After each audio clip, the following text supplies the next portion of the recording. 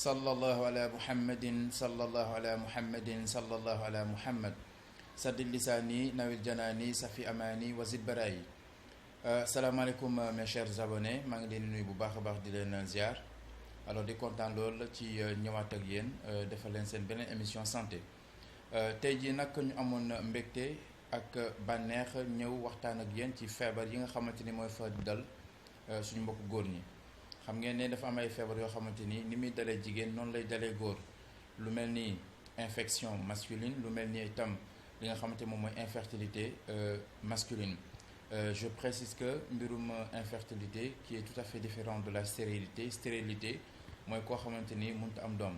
Infertilité mooy ku toog sëy ak jëkkëram wala ak jabaram ñaari at te mënut am doom, donc mën a nekk ci ku jigéen gi comme ci ku góor ki. wante am na ñuy tuddee faiblesse sexuelle, néew kàttan ci wàllu sëy, ak it li nga xamante moom mooy prostate yii ñooy faral di sonal góor ñi ci lu jëm ci seen mbirum appareil génital. Alors li nga xamante moom lay njëkkee rek mooy li nga xamante ni moom mooy infection masculine, parce que it léeg-léeg jigéen dina amee infection sonn ci traité ko, donc moom kese muy def traitement alors que xamul ne li gën a am solo mooy ñu boole ci en même temps aussi jëkkëram. Ndax tamit góor mën na am ñaar ñett ba ñeenti soxna, su ko defee kenn ci ñoom mën na ko am su sëy ak moom après mën ko wàll ak ñeneen ñi. Infection nag ci mbirum góor li tax mu doy waar mooy que ne en fait su jàppee góor su deful attention mën na ko yóbbee ba ci yeneen complications yu gën a doy waar. looloo waral li nga xamante ni mooy infection nag su dee dafa dal góor, maanaam muy faral di yëg naqam di faral di metti wala surtout ndox di faral di metti, loolu ay signe infection la, moo xam infection urinaire ou génitale,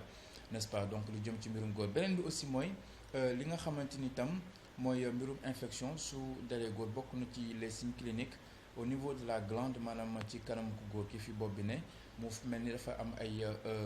tache blanchâtre yu weex, wala bokk léeg-léeg sax kanam gi di mel lu faral di dagg ak yu demee ni ki noonu, ba nga xamante léeg-léeg pour mu jax soxnaam c'est tout un problème. Donc loolu ay signe infection la ci wàllu góor. Wante it su dee ne jóge nañ foofu ci mbirum infection yi, ñu jëm ci li nga xamante ni moom mooy mbirum infertilité, ndax ñun góor ñi itam dafa am loo xamante ni suñu responsabilité la. Ndax maanaam mën nga sëy lu yàgg doo am doom nga bëgg ko jiñ soxna si, alors que ñun góor dafa am quantité wala boog qualité, donc les deux, quantité ak qualité du spermatozoïde c'est très important. Ndox bi góor di génnee ginnaaw bi mu jox soog soxnaam, loolu nag su ngeen demee hôpital am na benn analyse bu ñu tuddee spermogramme, moom la ñuy faral di defal nit ñi nga xamante ni en fait du ñu faral di amee infertilité masculine. ba tax na ndox bi góor di génnee dafa am ni mu war a mel. qualité googu nag su leen la dafa manqué, donc dafay jafe en fait li nga xamante mooy fécondation, daal di mën a am fécondation mooy daje bi nga xamante ni ndox ku góor ki dina ko daje ak nenu ku jigéen ki, loolu mooy fécondation. Alors loolu nag su dee ne en fait ndox bi góor di génnee ni mu war a mel dafa am lu des, parce que dafa am ay facteurs yoo xamante ni mën na koo indi, moo xam son environnement, maanaam li wër góor bi, donc ba nga li nga xamante ni moom mooy en fait conflit émotionnel, maanaam li xel bi di xalaat ak li xol bi di xalaat, mu am en fait dilemme entre les deux. Beneen bi aussi mooy li nga xamante ni en fait moom mooy stress. Góor damay faral di wax ne souvent balaa muy sëy ak soxnaam war na lekk ba suur, warul am benn stress, parce que loolu dina tax sax ba ñenn ñi di amee problème d'érection, n'est-ce pas. Donc góor yi nga xamante ni balaa ñu yëg seen bopp c'est tout à fait problème, wala boog suñu demee ba yëg seen bopp sax pour ñu yàgg ci loolu mën na nekk ay jafe-jafe. Beneen bi aussi toujours ci wàllum infertilité, il faut ñu xam ne itam li ñuy lekk, l'alimentation c'est importante. Malheureusement nag góor ñu bëri lekk li ñuy jëfandikoo rawatina bouillon yi ak yu demee nekk noonu mu nekk ay mbir yu doy waar. xam naa ne loolu émission spéciale lañ koy indi, mooy l'alimentation, mais surtout le danger de l'effet des ondes électromagnétiques. Donc téléphone portable nag gën ci am doole, loolu aussi émission spéciale la ñuy préparer pour yéen suñuy abonné. Alors ndax téléphone portable bokk na ci liy yàq ndox bi góor di génne, bokk na itam ci liy néewal kàttan góor ci wàllu sëy. Maintenant su ma ñëwee ci wàllu faiblesse sexuelle, xam ngeen ne lii di maanaam néew kàttan ci wàllu sëy yu bëri ngi yëngu te malheureusement loolu moo koy waral. Léeg-léeg nag di nga nekk sa soxna vraiment ngeen nekk ci jàmm et tout mais xam ngeen ni sëy bi du lekk ak naan kese lal ba da ci am solo te it soxna yi tamit il faut ñu leen bàyyi xel di leen jox li ñu moom te li ñu moom mooy vraiment fexe ba di matal lal bi ni mu waree et en réalité néew kattan ci wàllu sëy bokk na ci facteurs yi nga xamante ni moo ko mën a indi góor gi nga xamante ni souvent maanaam dafay faral di time nekkee ndaw di fooy ndawam am na sax ñoo xamante ni ñuy def ce qu'on appelle la masturbation di fooy seen bopp ba yëg seen bànneex loolu maa ngi ñaan suñu mbokk góor ñu def ci attention parce que xëy na soo nekkee ndaw mun nga ci bañ a xam dara mais à long terme ngay gën a jëm mag sidit yi nga xamante ni en fait moo nekk ci kanamu góor loolu à long terme dafay dem ba dafay lâché dootu amati donc kàttan bi mu war a am loolu dina tax ba góor gi nekk en fait nekk koo xamante ni dafay gaaw a yëg boppam beneen bi aussi il faut que góor ñi en fait di bàyyi xel seen bopp souvent di xam li ñuy jëfandikoo wante di xam en fait di faral def activité sportive di moytu tamit maanaam balaa ngay joteeg sa soxna yëgagoo sa bopp comme ni nga ko war a yëgee ngay jaxasoog sa soxna loolu li mu mën a def mooy que ne dina tax xëy na góor di yëg boppam te du maanaam gaaw a yegg fu mu jëm te loolu dafay indi ay complications wala bokk léeg-léeg góor bi psychologiquement parlant en fait suy sëy ak soxnaam du fa nekk loolu tamit il faut que ñu di ci bàyyi xel bu baax a baax parce que c'est très très important beneen mbir bi aussi mooy il faut ñu xam ne mag ña bu njëkk ba duñ daan sëy lu yàgg di doxal lu yàgg di am 60 ans di am voilà ñeenti soxna di am njaboot et tout doxal bu baax ci kaw lal bi loolu li ko waral aussi mooy psychologiquement su dee ne en fait li nga xamante ni moom lañ daal gis ci biir nekk suñu demee maintenant ba di ko gis ci mbedd bi loolu dafay poser problème ndax dafa am li ñuy tuddee la conscience et la subconscience la conscience mooy liy tere nit ki li bon di ko digal li baax li koy wax ne ko lii war nga ko def lii jaaduwul waroo ko def loolu mooy la conscience maintenant la subconscience mooy nit ki nga xamante ni en fait image yi nga xamante moom lay gis wala son yi nga xamante moom lay dégg dafa am ay données yoo xamante mooy capter loolu enregistrer ko yóbbu ko au niveau du cerveau alors léegi nag li nga xamante moom lañu daan gis ci biir nekk suñu demee ba en certain moment donc di ko gis ci mbedd yi parce que léeg-léeg di nga gis jigéen buy dox sax nga gis ni ko yàlla bindee loolu dafa nekk lu doy waar loo xamante il faut que nit ñi bàyyi ci xel parce que itam li tax ma wax loolu mooy que ne gis ngeen au village wala bokk ci suñu maam yu njëkk ya ñoom li tax ñu amoon capacité boobu c'est très rare voire voilà c'est très rare en tout cas pour ne pas dire impossible nga gis jigéen joo xamante ni donc mu ngi dox nga gis ni ko yàlla bindee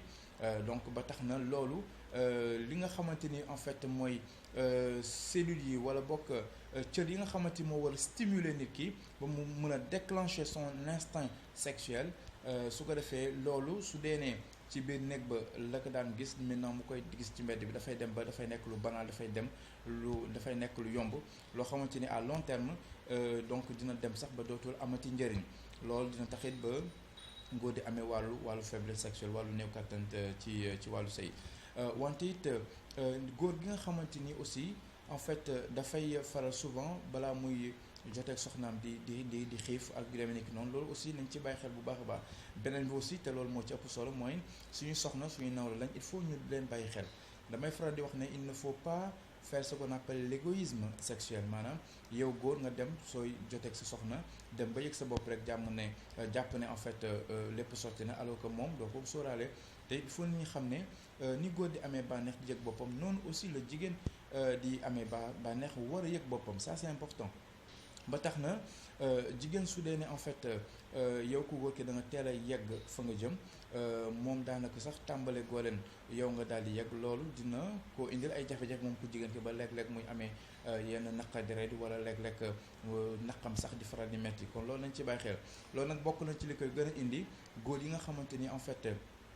suñu ne bisimilah rek ñu daal di tàmbali ci yëf yi n'est-ce pas damay faral ne souvent géej sax soo ciy sangu donc di nga xanaa laal ci say loxo n'est-ce pas laal ndox bi say kanam laal say loxo laal say tànk commencé laal ci loos bi ba sa yaram miin ko nga doog a sóobu ci géej gi waaye ñëw rek ne paccax dugg ci biir géej gi xam ngeen ne loolu donc dafay nekk lu doy waar donc c'est la même chose ak ci wàllu sëy itam faire les préliminaires donc bëggal sa soxla foo ak moom ba vraiment ku ci nekk yëg boppam donc avant que ngeen di passer à l'acte loolu dafa nekk lu am solo donc bokk na ci li mën a dimbali góor ci wàllu maanaam gaaw yëg sa bopp muy faiblesse sexuelle. Alors maintenant ci li nga xamante ni moom mooy prostate nag mbokk yi prostate dafa nekk aussi lu doy waar loo xamante ni du dal jigéen góor rek lay dal li ko waral mooy que ne dafa am benn organe bu nekk ci góor donc organe boobu di prostate donc loolu en fait su dee ni ki góor bi dafa nekk waxambaane n'est-ce pas donc ba keroog muy nekk en fait nekk adulte n'est-ce pas su nekkee donc adolescent dafa am li ñu tuddee au niveau de la vessie dafay am benn forme bu mu am forme boobu dafay nekk sous forme n'est-ce pas donc d'une balle de golf. Alors xam ngeen ne balle de golf gis ngeen ni mu xawee ni mu ovale su dee ne nag maintenant nit ki dem na ba nekk mukallaf n'est-ce pas donc commence am 30-35 ans ba 40 ans kooku en fait suite ak activité sexuelle yi muy am ak it hygiène de vie bi muy amal loolu dina tax ba en fait dina dem ba à un certain moment donc forme boobu nga xamante ni moom la maanaam vessie bi amoon mu nekk balle de golf mën na dem ba doon balle de tennis. Loolu aussi li muy tekki rek mooy que ne en fait au niveau de la prostate nga xamante ni vessie bi fi mu nekk ba vessie bi mooy fi nga xamante ni fa la saw yi nekk léegi nag diggante foofu saw yi nekk ba ni muy génnee dafa am benn canal bu nekk ci digg bi canal boobu mu ngi tudd urètre donc canal bi rôle am mooy dafay jël saw bi génne ko ba ci biti ba nga xamante ni en fait góor bi du am benn jafe-jafe. Léegi nag ki nga xamante ni bokk na ci signe prostate ngay tuur ndox di sentir ne en fait am na lu des ci sa naq wala léeg-léeg sa diggante ñaari doon ji ak kanam ku góor ki muy amee métit bu fa nekk léeg-léeg sax am na ñoo xamante ni su leen daanalee donc ils peuvent marcher difficilement loolu c'est des signes prostatiques yoo xamante ni góor bi da ci war a bàyyi xel. Léegi nag li nga xamante ni moom mooy prostate li tax mu am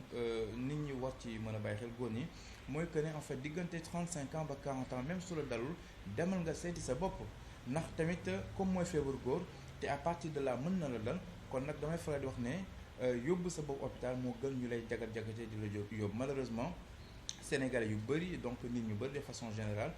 donc duñuy préférer bàyyi ba xëy na tëdd ñu leen doogu yóbbu hôpital loolu je ne le conseille pas moo tax souvent man may insister par rapport à la prévention. Beneen bi aussi ci wàllu prostate toujours il faut que nit ki xam ne en fait bokk na ci li ko mën a dimbali moom une bonne hygiène de vie mais souvent aussi muy faral di am benn santé maanaam benn propreté sanitaire ça c'est très important parce que itam diine lépp lu ñu diggal rek am na lu tax donc loolu ñu di ci gën a bàyyi xel mais surtout itam ñuy fexe di maanaam xam bu baax a baax ni ñuy séyee ak suñu soxna parce que tout est organisé n'est-ce pas lépp lu ñu ko war a organiser lépp aussi dafa am ni ñu ko war a defee n'est-ce pas donc affaire bi du forcer sëy bi aussi du rek saa yu nekkee rek sa xel nga nekk si donc souvent ngay organiser sa bopp di xam ni ngay aménager sa bopp dafay nekk lu am solo donc yi ma tudd nag benn bu ci nekk rek émission complète la mais tey duñ ci doon jukki rek voilà su ko defee ñu ngi ubbi ñëpp suñuy buntu di wax ne rek bépp thème boo xamante ni développé nañ ko na ngeen xam ne à côté am nañ ay traitements yu efficace yuñ ci def yoo xamante ni du am benn loraange du am benn effet secondaire te it nekk ay yoo xamante ni di nga ci am nit ki dina ci mën a am résultat donc lii rek tey lañ doon indi loon mbokk yi di kontaan lool di leen jox dig daje beneen jamono ci beneen numéro li ñu bëgg rek mooy askan bi ñëpp am wet li ñu bëgg rek mooy ñu yàlla dimbali ñëpp ba ku ci nekk rek su déglee suñu waxtaan mën a am li ko ci gënal merci et à très bientôt.